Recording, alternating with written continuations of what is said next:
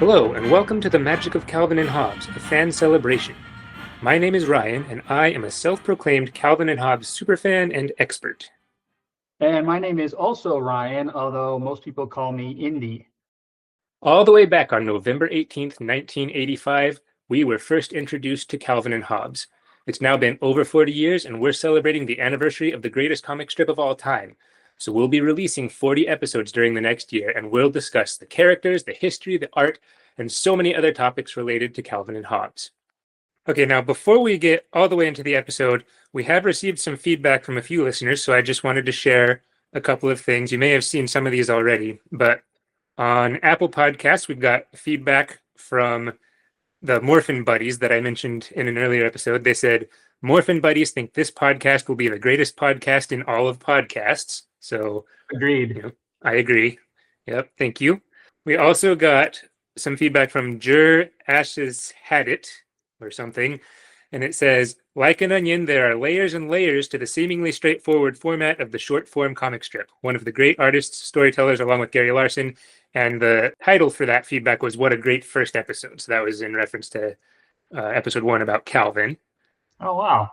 And then someone who goes by the name of Haas Dresden wrote, muchly needed. Oh my goodness, this is terrific. I love the passion of the hosts and was excited, also jealous, at the new insights they raised. I grew up on Calvin and Hobbes, as did my wife. We have quite a collection of books and paraphernalia. I wish, lol. The only thing that I don't like about the podcast is that I have to wait for each episode, but that's a burden I'll gladly bear. So thank you for that.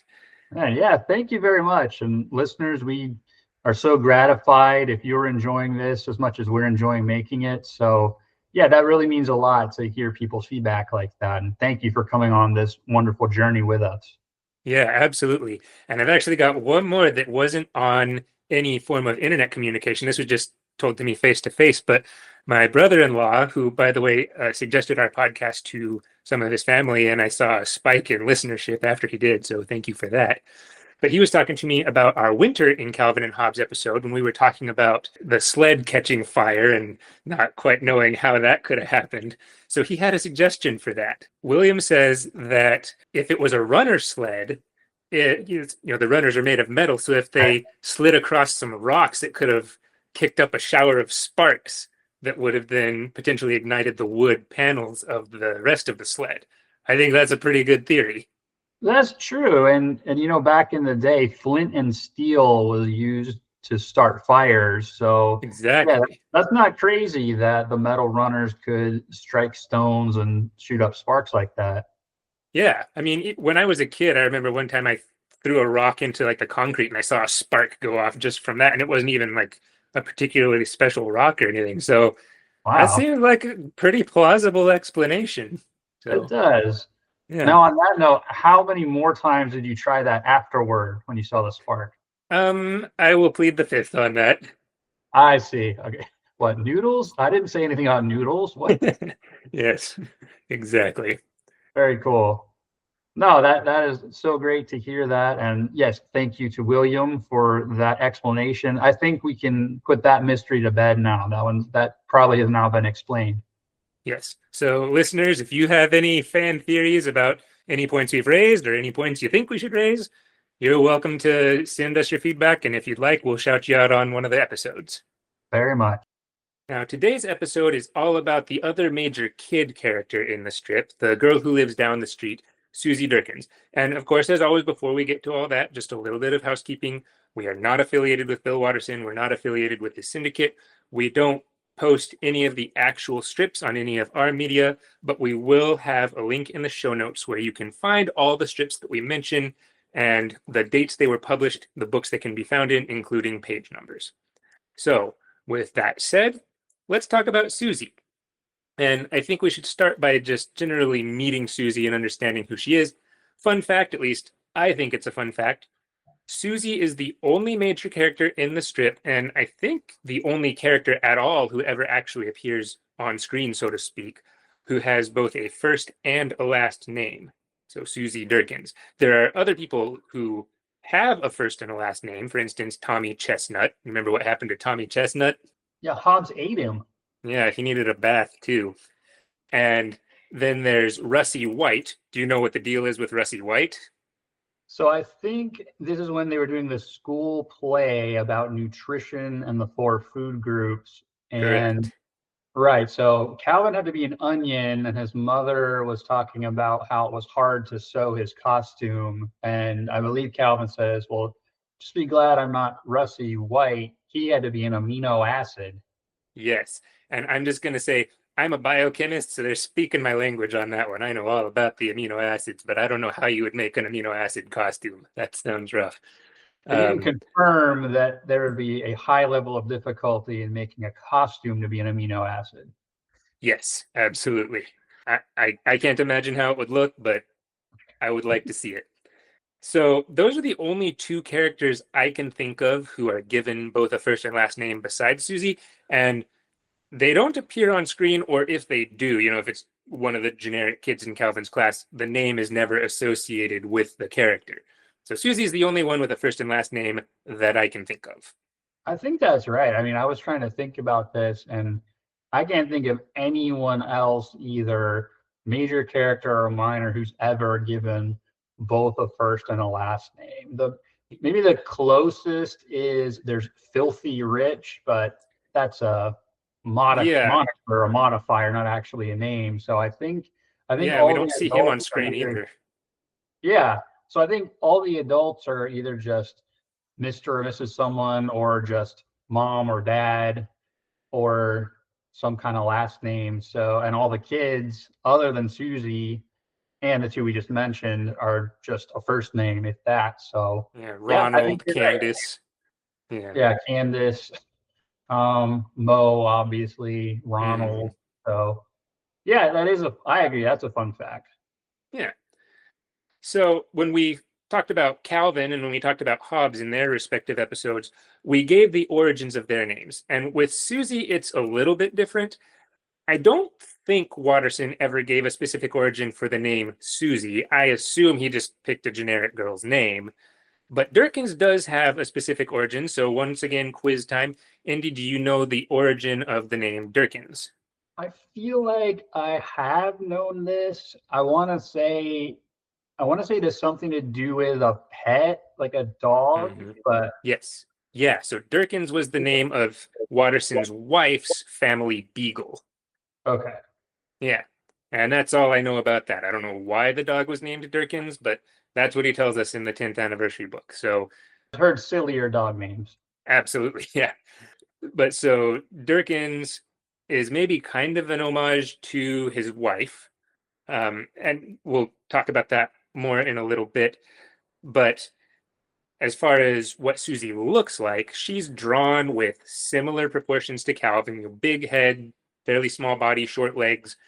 But instead of the spiky hair, she has brown hair, kind of in, I don't know if a pixie cut is the right word. It's a short haircut. So if anyone knows the name for Susie's haircut, let us know. I don't know if it has a specific name, but it's kept fairly short. I think if I And had to say, I'd probably call it like a bob, maybe. I don't think Pixie is right, because Pixie is more like, Fräulein Maria and The Sound of Music. yeah, But yeah, Bob might be right. but yeah, sure. Right. Any listeners out there who have more coiffeuring knowledge than we do, I just wanted to say coiffeuring. Yeah, let us Yeah, know what we should call Susie haircut. yeah. So on the note of the short haircut, you could maybe kind of see it as tomboyish. I don't know if that's really accurate to say, but you could perceive it that way. And Susie does do some stereotypically quote unquote girly things like playing with dolls or having tea parties or playing house. But she also does things that aren't stereotypically girly. And I just want to say right out of the gate, I don't subscribe to the idea that there are things that only girls can do or that only boys can do. And, if a girl wants to play with toy dinosaurs, she should. But Yeah. there are stereotypes, right? So Susie does a lot of things that aren't the stereotypical girly thing. Like, for instance, we'll talk about this some more in a bit. She plays lacrosse. She gets in water fights with Calvin. She hits him with snowballs as good as he gets her. And so, again, more on all that later. But all that to say, she seems to have a fairly broad range of interests, like actual humans do. So, once again, we see that the characters in Calvin and Hobbes aren't just one-dimensional. Watterson didn't really try to shoehorn her into the token girl character trope or anything like that, in my opinion. Yeah, I would agree with that. She seems, like most of the characters, she's very well-rounded. And while she does do the more stereotypically girly things, that's certainly not the extent of her character. And you could sort of see almost a reflection of that in Calvin too. Like he doesn't necessarily only just want to do things that stereotypically boys would do. Hmm. And this is something we'll talk about later. So like he doesn't really like organized sports. He'd just as soon just run around, and that's Right. something that girls can do too, despite how much he protests he wants to ship them off to Pluto. So they're almost kind of mirror images in that sense. Neither one of them, other than Calvin being the supreme dictator for life of the Get Rid of Slimy Girls Club. Setting that aside, neither one of them seem to conform to these strict gender stereotypes. Yeah. And so with that kind of background established of where Susie comes from and what she's like, diving in a little deeper and coming back to the idea of the homage to Watterson's wife, according to Bill Watterson, Susie is, quote, earnest, serious, and smart, the kind of girl I was attracted to in school and eventually married, close quote. So we don't know a lot about Bill Watterson's wife, but apparently some of Susie's personality traits are based on her. And within the strip, then Susie first comes onto the scene as the new girl in Calvin's class. So the first mention of Susie occurs in the third week of the strip's run. So you can find that in the book Calvin and Hobbes. And it doesn't actually use her name in the very first strip. He just tells Hobbes there's a new girl in class, and then Hobbes asks what her name is, and Calvin even says, "Who knows?" He doesn't want to care about this new girl in class because girls are gross and whatever.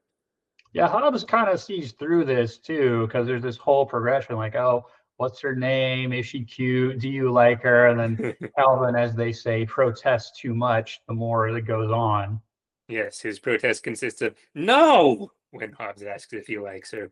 So the next strip is where we learn her name. So the first strip, she's the new girl. The very next strip, and the next day, Calvin says, "Here comes that new girl," and then he yells to her, and this is, classic Calvin being a jerk. "Hey, Susie Derkins, is that your face, or is a possum stuck in your collar? I hope you suffer a debilitating brain aneurysm, you freak." So he's off to a good start with her, you know, Kind of kudos for knowing what a brain aneurysm is, but right? Yeah, and so we still haven't actually seen her at this point, too. It's still all the viewer of the strip is seeing at this point is Calvin and also Hobbes, with Calvin sitting there and yelling at her. So at this point, she's still just the new girl. Now she has a name, but we don't know what she looks like. Yeah. And at the end, Hobbes says, "She's cute, isn't she?" Once again, ribbing Calvin about that. And Calvin says, "Go away." So, his first flirtations with Susie. He's off to the races already, annoying her as much as he can, being real mean. Classic So, stuff. yes, the very next strip is the first instance of Calvin telling Susie that his lunch is something disgusting. So, this is the first instance where we actually see what Susie looks like. So, we talked in the episode with Nevin about food, some of the different gross things that Calvin brings up that he has for lunch. This one is the squid eyeball sandwich. He says he likes to suck out the retinas, which I agree would be pretty gross. I've actually eaten eyeball before, by the way. It was not a good experience. Was it a squid eyeball? No, it was a sheep eyeball. I don't Okay. know. I don't know how squid would compare, but I'm not sure if that's better or worse. Although I yeah, have heard that the giant squid has the largest eye of any animal. I believe that's correct. And I don't want to eat that eyeball. Big as dinner No, plates. there'd be even more eye and retina to eat if it were a Yes. squid eyeball. I don't know if the squid eyeball that Calvin had is from a giant squid. It could have been a smaller one, but regardless, So not we're you get really. one for the whole sandwich, probably. Yeah, that's true. Yeah. And maybe, yeah, because it's not a squid eyeballs sandwich, it's a squid eyeball. So yeah, maybe it is giant squid. Cool. But anyway, we digress. So this is also actually where we learn Miss Wormwood's name for the first time. We've already seen her depicted, but here Susie stands up on the table and yells, "Miss Wormwood," in response to Calvin telling her this gross thing that he has. And the next strip is then Calvin in his treehouse telling Susie she can't come up, no girls allowed. And Susie says, "What on earth makes you think I'd want to sit in a stupid tree fort in the first place?" And Calvin kind of sulks and says, "Leave it to a girl to take all the fun out of sex discrimination." So just again, quick sidebar on that. In this sort of scenario that happens fairly frequently, something like this, I just want to openly acknowledge here that Calvin is clearly in the wrong. So we obviously at this podcast don't condone sex discrimination. And I think it's important to note that neither does Bill Watterson. This is a case of depicting something doesn't mean you condone that thing. I think this is social commentary. And I want to point out that anytime Calvin is a jerk to Susie like this, it's portrayed as him being in the wrong. He's being a jerk. He's wrong to do so. And often he gets some sort of comeuppance. Yes. And on a more humorous note, though, it's funny to me in retrospect that all the way back here, Calvin is in his treehouse excluding Susie, which a few years later will be formalized with the creation of Gross, so the Get Rid of Slimy Girls Club. So even though that hasn't happened yet in the strip and won't for quite a while, I think, in the strip's run, that was part of their dynamic from the very beginning, even before it was official. Yeah. The tree fort is kind of headquarters of Gross before there's even Gross in a sense. Yes. So now that we've met Susie in a broad sense and learned what she looks like, where she comes from, what she likes to do, how we meet her in the strip, let's look a little more closely at her personality. We've already mentioned that Watterson described Susie as earnest, serious, and smart, and we see a lot of this in her attitude towards school, which is pretty much diametrically opposed to Calvin's attitude towards school. So whereas Calvin hates the first day of school, Susie is excited about it. She explains to Calvin what she's excited about, that she's going to be making new friends, learning new things. And in this strip, Calvin just stares at her while she's saying all this, and she asks what the matter is. And he says, "Your bangs do a good job covering up the lobotomy stitches."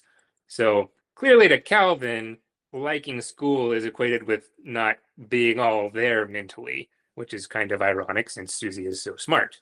And to be fair, their experiences are very different. So we see a lot of the reasons why Calvin doesn't enjoy school. And while we see less of Susie's experience because it's usually in relation to Calvin, you get the sense that, oh, this is actually a really good environment for her. She is a great student. She excels. She's usually well behaved. So you can see why they have such different perspectives on this. Yeah, Susie doesn't hate being in the classroom the way Calvin does. Calvin, we've already established, likes to learn, just not necessarily in that setting, whereas Susie, yeah, excels, thrives in that environment. So on a related note, in one strip, they have this project that they're supposed to have been working on, their bug collection, and it's due. And I shouldn't say one strip, this is a whole story arc. It ran over a couple of weeks. And Calvin hasn't collected a single bug in the entire month that they've had this project assigned. And so when Susie becomes aware of this, she starts lecturing him on the importance of getting a good education. And while she's doing all that, Calvin is desperately trying to collect bugs. He's really not paying attention to her. He says, "If any bugs fly in your open mouth, can I have them?" So he's not interested at all in this lecture on getting a good education. He's just trying to get the stupid assignment done. Exactly, which is also funny to me in a way because looking for bugs is something Calvin likes to do anyway. And I think there's at least one strip where he mentions wanting to find weird bugs on purpose. So it's kind of hilarious that in a school assignment that's theoretically right up his alley, he just completely spaces and doesn't do, which leads to Susie being rightfully aghast that he didn't just forget it at home. He forgot it entirely. So when he says, "Oh no, I forgot my bug collection," she says, "Oh, quick, hurry home. Maybe you can get it before the bus comes here." He says, "That's not what I meant." And then we Help me see find some kind ants. of yeah, you forgot it entirely? Yep. Yeah, and that makes me think of two things. So we talked before in a different episode about the idea that if no one makes you do it, it counts as fun. There's a strip where Calvin and Hobbes learn about snakes, during the summer when Calvin is out of school, and they purposely learn about snakes because no one's making them do it. Where here, the other thing that it made me think of is just in answer to your response, or in answer to what you were saying about a strip where he specifically wants to find weird bugs. Calvin says to Hobbs, who asks what he's doing, that he's looking for, spiders and snakes and whatever. I don't remember exactly what he says. And Hobbs asks why, and he says, I must obey the, I believe, inscrutable exhortations of my soul. And Hobbs says, ah, of Right. course. And then Calvin, the last line of that strip is, my mandate also includes weird bugs. So yeah, he's looking for weird bugs there, but in the case of the bug collection, someone's making him do it, so it doesn't count as fun. It's learning. And That so is a that's when, great point, actually. I hadn't considered that. So it's too bad they didn't coincide. It's like, oh, I was already looking for bugs. Good. But yeah, yeah, I think you may be right about that with this analysis. yeah. So I think there again we see that Susie, if someone makes her do it, that's fine. She wants to be a good student, but with Calvin, part of his attitude is, I don't want you telling me what to do. I want to do it because I want to do it. Maybe kind of on that note, we know that in school, Calvin gets sent to see the principal very frequently, and there are lots of jokes about that, and we'll get into that. We'll have a whole episode on Calvin in school. But usually it's Calvin getting sent to the principal. However, there are a couple of instances where Susie goes to the principal. And in one of them, interestingly, it's actually kind of on Susie in that she starts it, which is a little unlike her. She's passing notes to another character who only has a first name, Jessica, and the note goes through Calvin, right? Calvin is in the path to get the note to Jessica. So she tells Calvin, here's a secret note for Jessica, don't read it. So of course he does, and the note says, Calvin, you stinkhead, I told you not to read this. And so then Calvin is like, well, if she passes another note, she'll be sorry. She does. Calvin tattles and says, Miss Wormwood, take this away and read it in front of the class. And the note says, Dear Jessica, you know what I hate about Calvin? He's a squealer. So Yeah, and I anyway, love that. I love that the reason the teacher takes away this one is at Calvin's instigation. So clearly, in both of these notes, really, but especially the second one, she knows exactly how he's going to react. She counts on it and does it to again one up him. So he's playing checkers and she's clearly playing chess. right. But they actually end up both getting sent to the principal in this case. And there are some funny exchanges there. She's saying, we can't get paddled. They can't paddle me. I'm a girl, specifically, she says. And Calvin says, what's that got to do with anything? And her response is, girls have more delicate heinies. But also, she says, darn you, Calvin. We've referenced this before. This is the one where she says, you're going to answer to my parents if I can't get my master's degree. So once again, we see that despite her willingness to pass notes in class, Susie is interested in and cares about school. It is kind of funny looking back too, like to think when we were children in school, how important or unimportant things might have seemed at the time. And again, I'm not suggesting that, Calvin's right and Susie's wrong here, but it is just kind of hilarious to think things that we might have thought were so amazingly crucial when we were young, in the grand scheme of things, might not have made that much of a difference. Yeah. I mean, passing notes in class, you shouldn't do it, but yeah, it's really not that big of a, and getting sent to the principal for it is not that big of a deal. We even see in the strip, the principal tells her and Calvin, now I want you both to pay better attention in class. And she says, okay. And off she goes. And Calvin, of course, is lost in his own world being Spaceman Spiff. But yeah, it turned out not to be that big of a deal. And I didn't have this in my notes, but I'll just mention quickly the other time Susie gets sent to the principal. She gets sent by herself. And again, it's because of note passing. So Calvin passes a note to her, and Susie writes a note back to him and says, Calvin, you dirty, rotten, stinking. And she ends up getting sent to the front of the class. And then Calvin writes her a note that says, roses are red, violets are blue. When you got in trouble, you sure were too. Ha ha, Calvin. I think it's roses are red, a deep crimson hue. That's right. You're right. Yeah. Yeah, that's why I hesitated, because like, wait, no, she didn't turn blue. Yes, roses are red, a deep crimson hue. When you got in trouble, you sure were too. Calvin, P.S. See if you can steal some chalk or a chalkboard eraser for me or something. And so then Susie sends another note and gets caught and gets sent to the principal. Oh, look, she's turning red again. And when she's in the principal's office, she says, "Oh, I'm so relieved. I didn't think you'd believe me," clearly having explained that Calvin was involved. And the principal has this humongous file and says, "Oh, yes, we've got quite a file on our friend Calvin." So those are the two times she gets sent to the principal's office. Yeah, and I think one kind of interesting thing that occurs to me about that last moment you mentioned, though, where Calvin writes her the note making fun of her, but also says, "Hey, try to steal chalk for me," or whatever.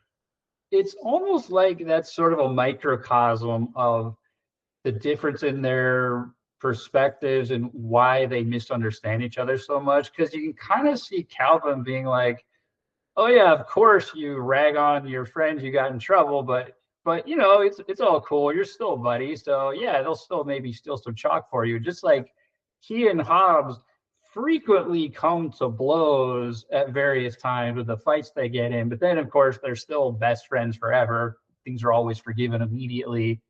Right. So I almost wonder if that's a little bit of insight into why Calvin's interactions with Susie go worse than you might think or she might expect. Just her thinking, "Oh, he's just being a jerk," whereas for him, it's more just like, "This is just how you act with your friends. Yeah, you kind of mess with each other, but you're still friends." Yeah, I could see that. And Hobbs obviously totally gets that. Right. I mean, Hobbs instigates a lot of stuff. Yeah, but maybe Susie is a little more put off by it. Right. Now, in one of the final stories, Susie has to stay at Calvin's house after school for a bit. Her mom asked to run an errand or something, so Susie's staying at Calvin's house. And Calvin catches her doing homework, and he just cannot understand what is going on. Why is she doing homework now, immediately after school? Especially when she says she needs to get it done so that she can practice the piano. Calvin describes it as like science fiction or something, the gender from outer space. So he's just Yeah, completely baffled. definitely. And I believe they interpret this, they have an emergency meeting of gross, and they Mm-hmm. describe this as spreading misinformation to the effect that homework should be done immediately after school.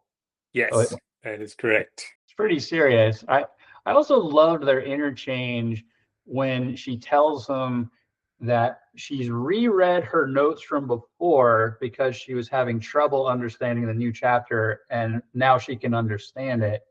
And his reaction is, "Huh, I used to think you were smart." Yeah, I like the comic.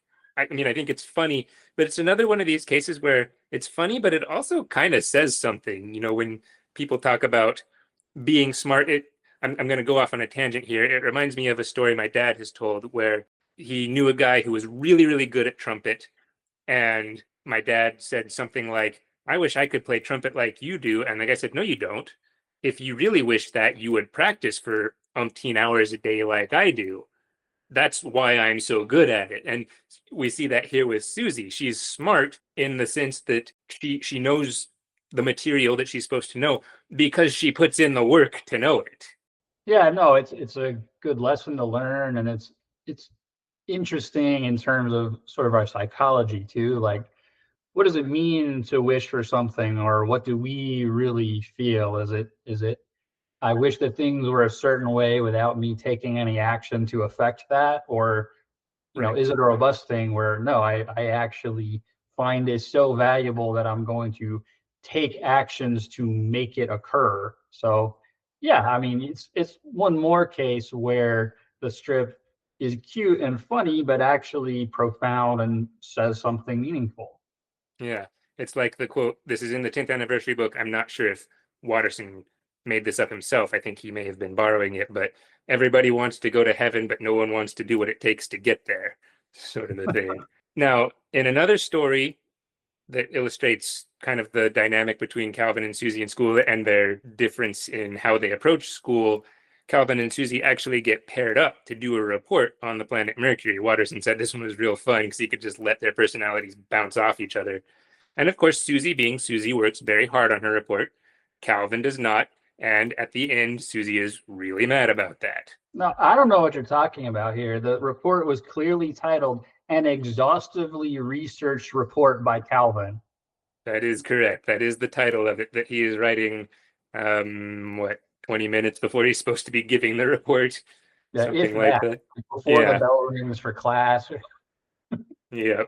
I'll just summarize quickly. So Susie's half of the report was on the actual planet Mercury, I assume, because we get the last line of it. And so the planet Mercury is a hot and barren world, the closest to our sun. And now, to give us the mythology of Mercury, here's my partner, Calvin. And Calvin comes on, thank you, thank you. Hey, boy, what a crowd. Listen, a funny thing happened to me on the way to the bus this morning. And then he's giving his report about the mythology of Mercury. He says, actually, surprisingly, somewhat correctly, that Mercury was the god of, well, okay, he's not exactly correct here. I believe he says he's the god of flowers and bouquets, which is maybe kind of sort of adjacent to what Mercury was. But anyway, That seems sketchy. yeah, I'm not sure that's really what Mercury was the god of, but maybe you could make an argument. But anyway, he says that's why he's the registered trademark of many florists, and it's anyone's guess how he got a planet named after him, and that's his entire report. Back to you, Susie, while she's coming on with her fist cocked. Rightfully so. Now, I will say Mercury is the Romanization of Hermes, who was known for speed and I believe was a god of travel. So it's not crazy to make a connection with delivering something, but yeah, the god of floral bouquets is a bit of a stretch. Yeah, I don't think that's quite right. But okay, we've now covered a lot of stories about Susie's dynamic with Calvin with regards to education. Listeners, if you have any others that you like that we didn't mention, of course, you can email us. But we know now that Susie is studious, but she also does like to have fun and I think is maybe even somewhat athletic. I mentioned earlier that she plays lacrosse, and it seems like she's even pretty good at it. This is another case of Calvin being a jerk. He says, here comes Susie, I'm going to throw a pine cone at her, which seems really mean. So he chucks this pine cone at her, and then we see it come zinging back at him, knocking him over Charlie Brown style, his shoes coming off and stuff. And then it pans to Susie carrying her lacrosse stick, just walking off calmly. And, maybe violence isn't the best response to violence, but Calvin did kind of have that coming. So anyway, we get from that Susie is at least sort of athletic. Yeah, I mean, she's even wearing her jersey, I think, while she's walking along carrying the lacrosse stick. So, I mean, Yeah, maybe violence isn't the answer, but if a pitch comes right at her, why not zing it back, right? That's yeah. just I what you mean, do. So, probably just reflexes, if nothing else. yeah, he did kind of set himself up there. She also plays in a water fight with Calvin. We've discussed that in another episode. Hobbs is a big traitor and gives her his water balloon. It's not And his fault. He was beguiled by her feminine charms, I believe he says. That's true. I mean, what can you do when Susie Derkins comes up to you? What a babe, Yeah, So, and she was attracted to him too, at least saying that it's so cute that he's wearing, they use the word jams. I haven't encountered that personally, but swim yeah, trunks. So I don't know if that's yeah, maybe a regional thing, but yeah, she's, as Hobbs had predicted, she would flip over wearing jams. So yes. Girls flip for guys in jams. And yeah, I wasn't really familiar with that term outside of the strip.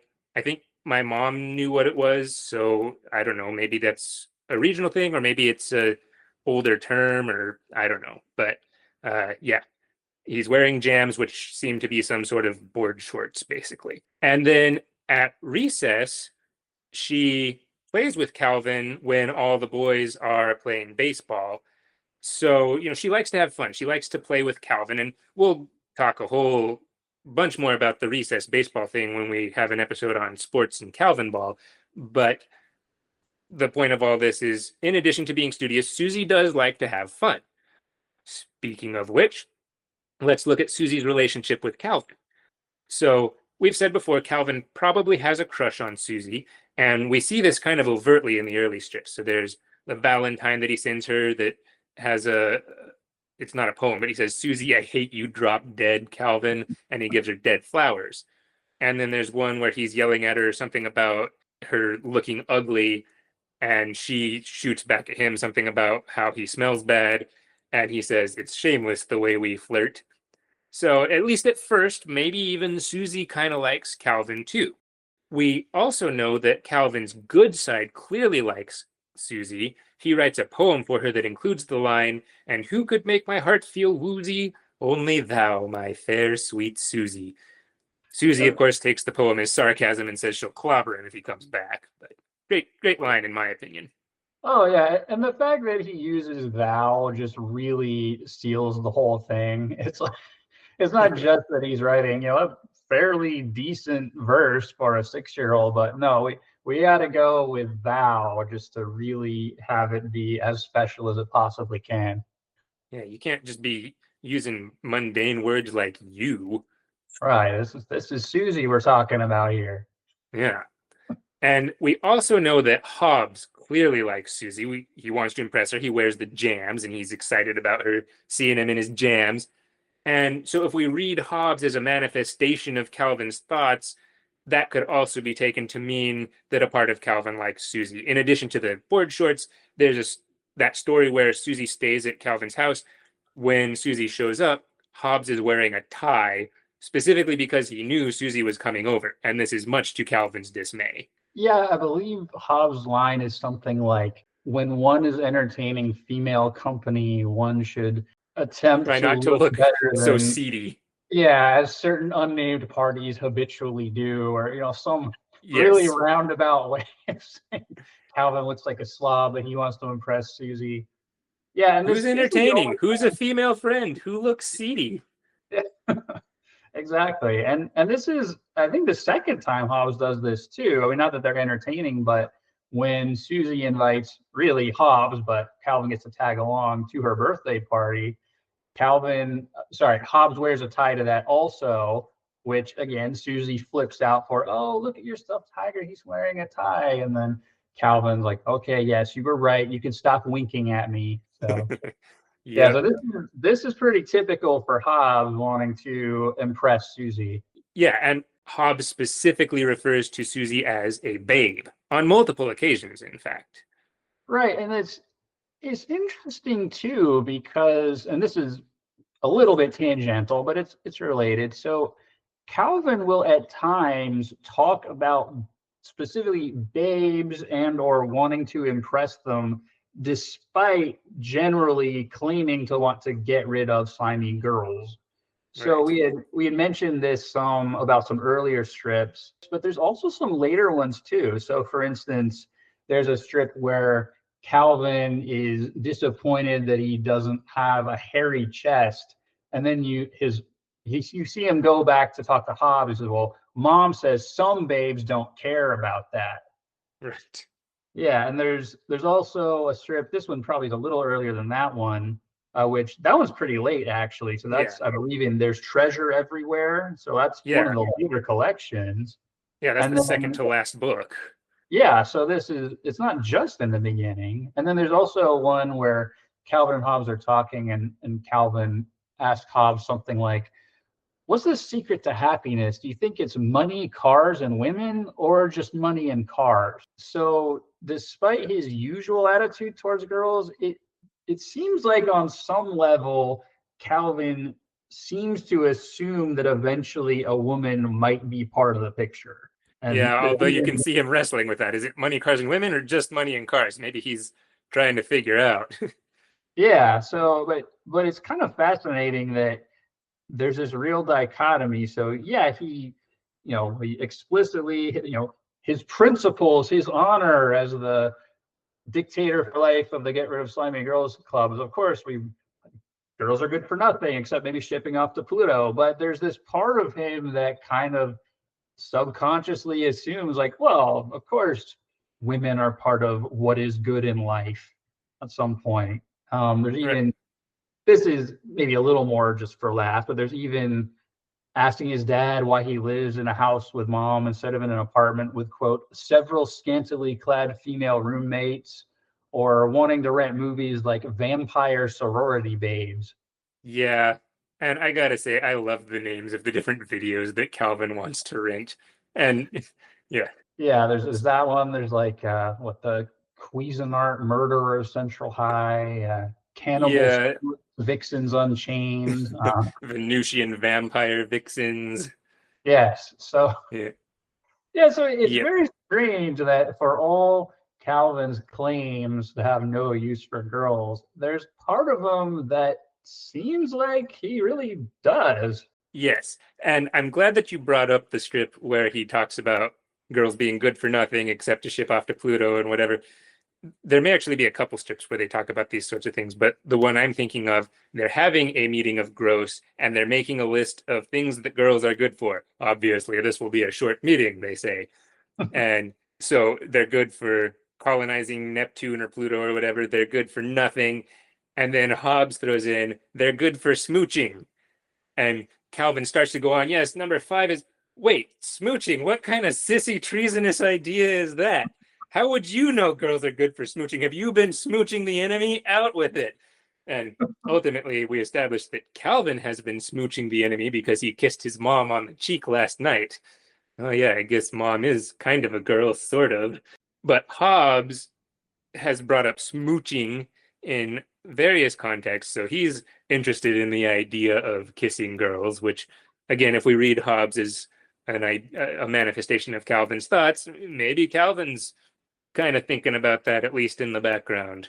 Yeah, I think he is. Although they do differ on what they prefer physically in women, because Hobbes Oh, yes. expresses a preference for long whiskers, which Calvin does not seem to share in his vision anyway.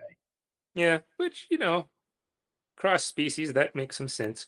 Yeah. But on the note of whether or not Calvin has a crush on Susie, I find it interesting that Bill Watterson said it this way. He said directly, I suspect Calvin has a mild crush on her that he expresses by trying to annoy her, but Susie is a bit unnerved and put off by Calvin's weirdness.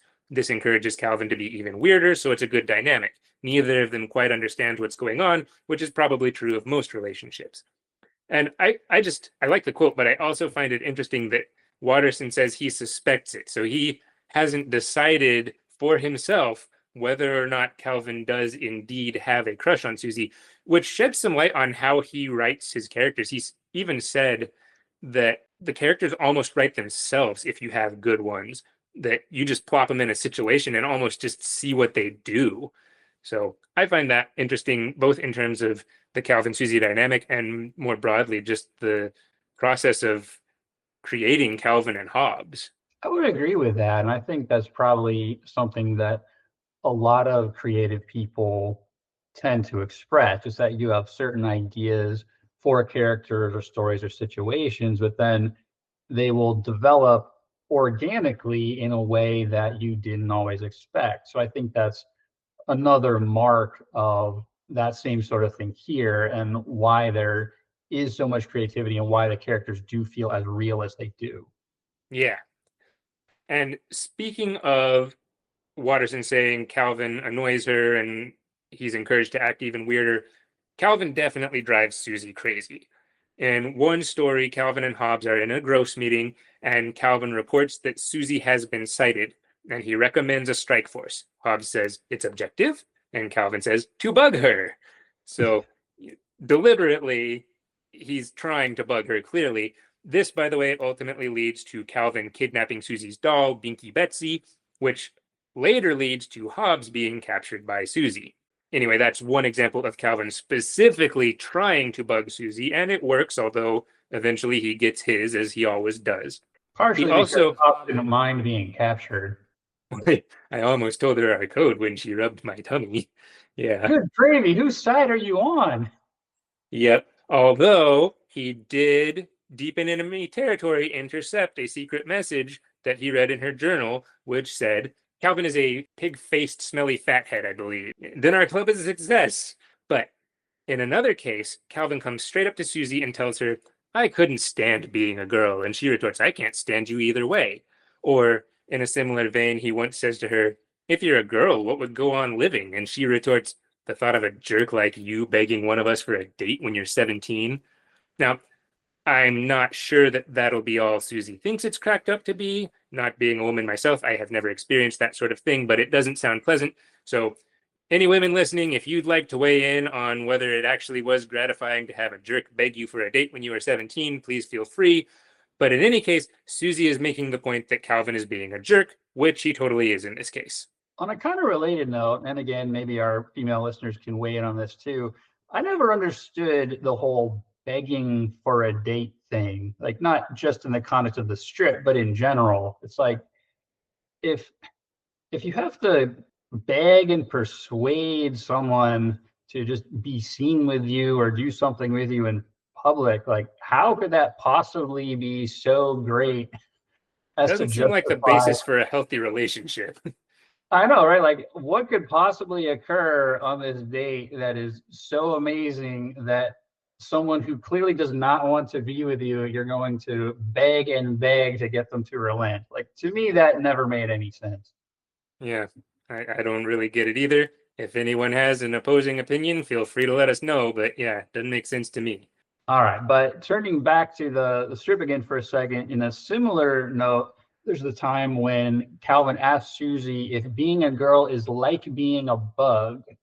And do you remember the reason for this question? Uh, well, I know he says that he feels like girls are vaguely aware that nature has played a cruel trick on them, but they lack the intelligence to really comprehend it, or something like that. Right, just like a bug. He imagines that both bugs and girls have this sort of hazy perception of having been wronged by the universe or what kind of thing they are.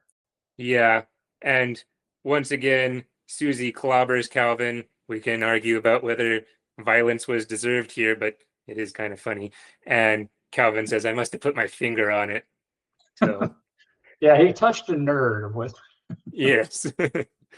Yes, I'm sure that's what it was. Yes. Now, on the other hand, there are times where Susie is surprisingly unfazed by Calvin's antics. Watterson said that Calvin acts weird and she's put off, and that makes him act even weirder. But in one instance, he tries to gross Susie out by saying he'll eat a worm if she dares him to, and she's not impressed at all. He says, "Will you give me a nickel to eat this worm?" And she's like, "No, I wouldn't give you a nickel for that. That's not impressive. You got to eat 5 worms if you want a nickel." So Calvin goes and digs up 5 worms, and he's about to eat them. 5 worms down the hatch. Feel free to run away screaming anytime. And Susie's just got her arms folded, and she says, "Not with my nickel at stake." I think Calvin also, in the midst of this kind of protest or remarks, like, man, you'd think the guy eating the worms would be calling the shots. Yeah, and Susie says something like, "Usually, if you're calling any shots at all, you're not eating worms." Which seems accurate. I think that's fair. Yeah. And at the end of this, Mom ends up saving Calvin. She comes up and says, "Calvin, what are you doing?" "Well, anyway, come in. It's time for lunch or something." And Susie, "It's mean to take advantage of people with no common sense." And Calvin says, "Oh, Mom, you ruin everything." And then once they're out of Susie's earshot, he says, "Thanks, Mom. You showed up just in time." I think this might also be the only time we see a parent scolding Susie too. Like we did talk about how she does get sent to the principal's office on a couple occasions. May or may not be her fault in one or both of those, but this, I think, it's the only time I can think of in the strip where Susie actually gets sort of reprimanded for having done something bad. Yeah, I can't think of any others. That's the only one that comes to mind. There's another case of Susie not really being phased where Calvin is fighting with Hobbs when she comes up, and Calvin has gotten real dirty, and Susie just nonchalantly remarks, "The dirt covering your features is a big improvement." Not at all phased by the fact that he's fighting a stuffed animal, or in another one where they're fighting, this time about Hobbs saying that Calvin should say that he likes Susie in order to impress Santa. Susie comes up, finds them fighting, and just calmly says, "I don't know what's weirder, that you're fighting a stuffed animal or that you seem to be losing." He says, "I'm not losing. He cheats when he fights." But point being, Susie sees this weird thing and she's just like, "Yeah, all right. What else is new?" Yeah, it's like you'd almost come to expect it at that point. And certainly Susie has been around Calvin and Hobbes enough that, again, maybe it's like, oh, of course he's fighting his stuffed animal and of course he's losing to it. It's not really any more weird and maybe a lot less weird than a lot of the other things that this kid does. Yeah. Also, I just want to point out I find it interesting that Calvin doesn't really react to Susie calling Hobbs stuffed. He's not like, "What do you mean he's stuffed?" or anything like that. He just goes right into, "I'm not losing. He cheats when he fights." And I'm not quite sure what to make of that. I don't know if he just was ignoring the stuffed comment or if he's just used to people calling Hobbs stuffed and he's like, "I don't know why people call him stuffed, but whatever," or what. But he doesn't Yeah. react at all to that. Yeah, I would think maybe it's more like he is a stuffed animal, but in Calvin's mind, that doesn't mean that he isn't real and doesn't run around and things. So I almost think it's more like not that, oh, he's not a stuffed animal, he's my friend. It's more like he's a stuffed animal and my friend. In his mind, the things are still Yeah, compatible. Because you see, there's other instances of this in the strip too. So for instance, Hobbs gets washed in the washing machine and put in right. the dryer, which, for most of us, that would be bad. In fact, I've heard there's like safety things put into those now. You have to be careful a child doesn't climb in or something. Yeah, funny Um, story on that. When my mom was a kid, she would intentionally get in their family's dryer and ride it around like a carnival ride.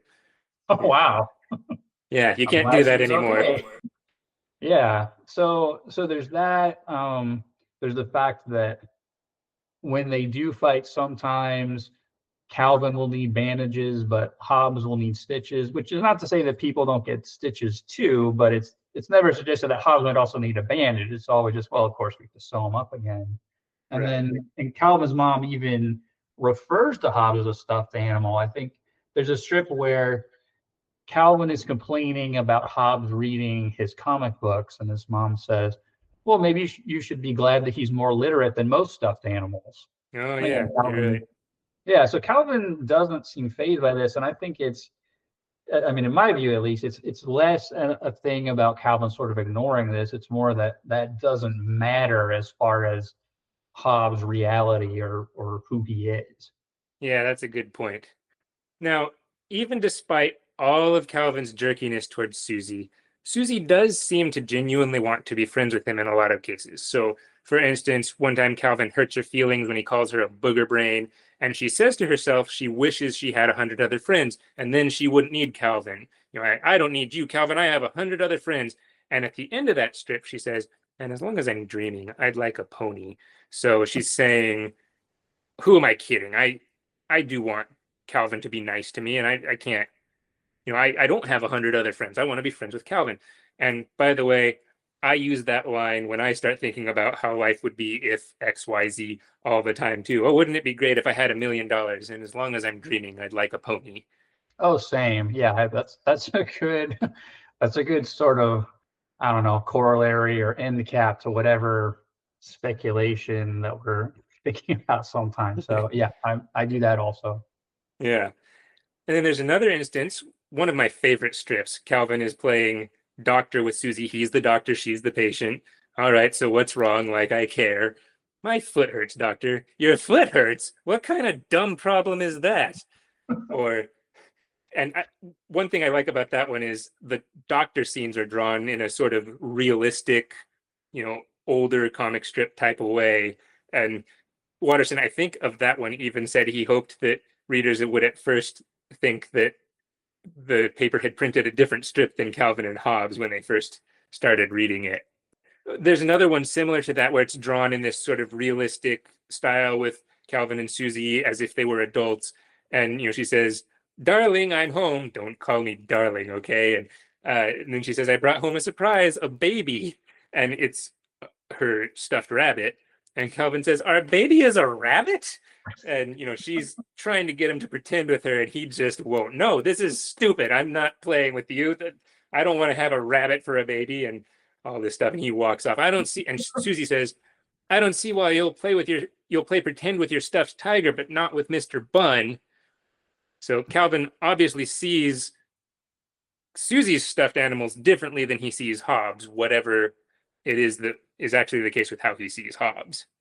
Yeah, although one other sort of aspect of that is though he still sees Hobbes as a tiger, where Right. so it's like like, well, what do you mean? This is clearly a rabbit. So in the same sense, even though he may not see Mr. Bunn as real in the way that he sees Hobbs as real, he still sees Hobbs as a tiger either way, which may also go Yeah. into this also.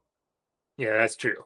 Yeah, I think so. I would agree. I really love the strips with them where it starts off in the sort of more realistic soap opera style of comic strip before, snapping back to how we typically seen them. I always like the ones where there's one where they start off and she's saying she's the president of the United States, and he says, "No, you're the president of Diluted Fruitcakes Anonymous." And he's, sticking his tongue out as her, but as the drawn, realistic adult kind of style. Yeah. So yeah, I really think that Watterson doing that, and the fact that it really does look like one of those old kind of strips like Merryworth or Hmm. Rex and Morgan MD is another one at first. That adds another dimension to the humor of those strips. Yeah, absolutely. Continuing on that note of Susie wanting to be friends with Calvin, she invites him to her birthday party, although you mentioned this, it's really Hobbs that she's inviting. And in the invitation to Hobbs, it says on the back, "You can bring that stupid kid you hang around with if you must." So Calvin's a bit upset about that. But when he actually shows up at her party, she does seem glad that he's there. Right. Now, side note on this, I'm curious, and this is one of those things that doesn't really matter, whether we should take this to mean that Susie is slightly older than Calvin, that maybe she is turning 7 on this birthday. And I bring that up because I know when I was a kid, who was older mattered. Like, if you're older, you're better, sort of a thing. Oh, obviously. Yeah. So, maybe that's also part of why Calvin resents Susie. He's like, well, you're older than me, and I can't let you be better than me, sort of a thing. I don't know. I'm making that up right now, but something like Yeah. that could be going on. I mean, it's interesting. You could read it as she's 5 turning 6, but that Yeah. seems less likely. Just sort of in general, I am given Susie's general maturity. Now, as Calvin points out once or twice, girls do mature faster than boys do. But if I had to take a side on this, I would probably guess that she's turning 7 rather than turning 6 at that point. Yeah. And I don't know off the top when that story ran. If she has a summer birthday, she could be 5 turning 6 and going into first grade. But while walking to her house, Calvin is wearing a jacket, which suggests that it's not summer. So I get the sense that this is during the school year. She's in first grade, and therefore she's probably turning 7. And this is probably way too deep of an analysis, but that's what I got. Yeah, this might be the kind of thing where, if we were so fortunate for Bill Watterson to listen to our podcast, or this is probably the kind of thing where he'd say, yeah, who cares? It's not Yeah. that important. How old is she turning? I don't know. I didn't really think about that when I drew the strip. But then finally, Susie also invites Calvin and Hobbs to a tea party, actually on a couple of different occasions. The one I'm thinking of, Hobbs ultimately convinces Calvin to go. And when she says, "You came," he says, "We don't attend parties, we crash them." But she wants Calvin to play with her. So, despite all the annoyingness and the jerky things that Calvin does, Susie wants to be his friend. Yeah, it seems like I would say that's true of both of them too. Like Yeah. you mentioned the strip, and again, we'll talk about this in more depth in the one about sports and Calvin Ball, but when they're on the playground together, when all of the other boys have signed up to play baseball recess and Calvin's the only boy that didn't, Susie comes over to ask him about it, and then they end up playing on the teeter-totter together, which Calvin, after first worrying that he might get cooties, is completely fine with. And Susie, even though presumably there's plenty of other girls she could be playing with, is perfectly fine playing with Calvin there. So you do get the sense that they, at least on some level, really do like each other and want to be friends, despite how at odds they end up being a lot of the time. Yeah. And sort of on that note, being at odds and everything, we have brought this up before, but Susie isn't perfect. And so again, I think that's actually a strength of Calvin and Hobbes, that the characters aren't one-dimensional. They have good traits and they all have flaws. We've talked about Calvin being a jerk, but we've also talked about Calvin having good traits. He's curious and genuinely kind in certain conditions, and feels remorseful genuinely when he does something wrong in certain cases. So Susie is kind of the same way. She's often portrayed as this, good girl, but she has her flaws that we've talked about. She wings the pine cone right back at Calvin. Sometimes she even starts it with the snowball fights. She gives as good as she gets. Calvin almost never comes off victorious. The line that comes to mind is, "Has Stupendous Man ever won a battle?" Well, they're all Well, moral they're all victories. moral victories, yeah. Yeah. I can't say, I mean, Stupendous Man kind of won that battle, but then he got in trouble for it. So it's Yeah, that's true. kind of, I mean, maybe he won the battle but lost the war, or Yeah, that's a good point. But yeah, so Susie passes notes. She hits Calvin with snowballs. She even is the instigator with snowballs sometimes. So Susie's not perfect. right.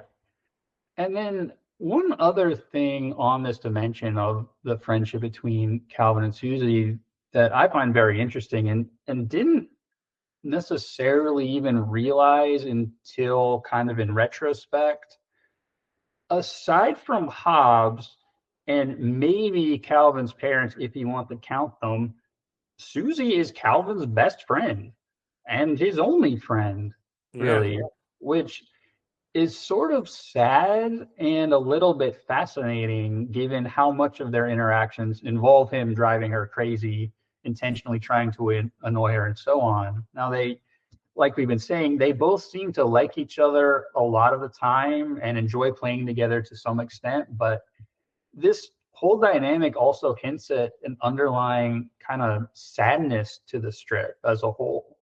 yeah. Although it does make me think of when Uncle Max comes over. We'll talk about Max more in another episode, but he asks Calvin's mom, "Don't you worry that basically Calvin's only friend is this stuffed tiger? Shouldn't he be making real friends?" And his mom does say, "I'm sure he will when he's ready." And there may be some truth to that, for now, Calvin just kind of likes doing his own thing. But yeah, it is a little sad that he doesn't have really, at least that we see, other friends besides Hobbs and sometimes Susie. Yeah, I think so. This is something I think Nevin points out in his book at some point too. There's a kind of loneliness pervading the strip that is easy to miss when, in the sense of just how humorous it is, but Calvin doesn't interact with all that many people, or he tries to avoid a lot of them, with Yeah. maybe justified reasons. But I wonder if any of that comes from the influence of Charles Schulz, because Charlie Brown is in some ways kind of similar there. that's true. Yeah, I mean it's a little different in that Charlie Brown is not at all a jerk. I mean, he's Yeah. a very good-natured and frankly pretty likable person, which is not to say that Cal is not likable, but Yeah. he does act out in ways where if you knew him in real life, it might get a little trying, we should say. But yeah, so I think that's another kind of fascinating aspect of the strip. And I will say on that point, even maybe setting aside a sense of sadness involved, it's also just kind of fascinating on its own sense that as much as Calvin says that he doesn't like girls or wants to annoy Susie or what have you, she really is a good friend of his. And so Yeah. I think when you realize that, it adds this other dimension of how we look at the strip. Yeah. And actually, that springboards well into the last thing that I want to bring up, which is something that Watterson didn't do with Susie's character. So, where I'm going with this is, Susie and Calvin are really good childhood friends in certain senses. And when it was announced that the strip would be ending, I know, in my family and people I talked to, there was some speculation about what the last strip would be. And some of that included ideas like maybe in the last strip, Calvin will be all grown up and married to Susie with one or more kids of his own. And perhaps maybe one of his kids now has Hobbs and the legacy continues, sort of a thing. And Watterson didn't do that. And there is actually at least one fan strip that depicts how that might be. I'm not even going to say the name of it because I'm not personally a fan. Listeners, if you like it, no judgment. You do you. Not my thing. But I like that Watterson didn't have Calvin grow up to marry Susie. One, because Calvin is eternally 6. He doesn't grow up.